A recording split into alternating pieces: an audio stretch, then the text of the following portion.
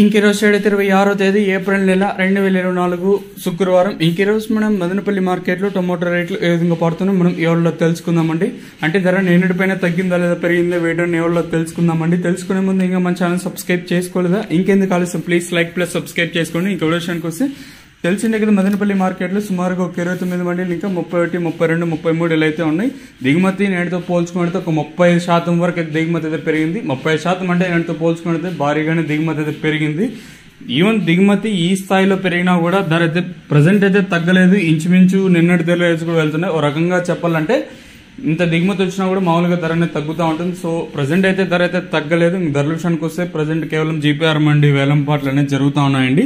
ధరల విషయానికి వస్తే మనం ముందుగా ఇప్పటికాయలు కోళ్ళలు ఎండకాయలు విటమిన్ ఆయిస్ సెకండ్ రేకింగ్ కోళ్ళలు కాస్త క్వాలిటీ ఉండే కాయలు మాత్రం 250 రూపాయలు ఇంకా ప్రారంభమై 2, 60, 70, 90, 300, 10, 20, 30, 40, 90, 400 రూపాయల వరకు అయితే సెకండ్ రేకింగ్ కోళ్ళు తెలుగుతుంది.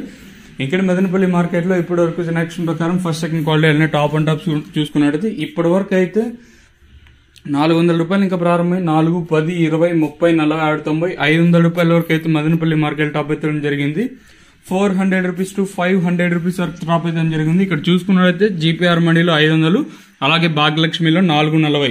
ఒకటి గమనించాలి, అంటే క్వాలిటీలు ఎక్కడ ఉంటే అక్కడ సూపర్ టాప్లు అనేది పడతాయి. సో ఇప్పటికీ సూపర్ టాప్ వచ్చేసి 500 రూపాయలు. ఇంకా ఈ సూపర్ టాప్ పెరుగుతుందో లేదో చూడాలి.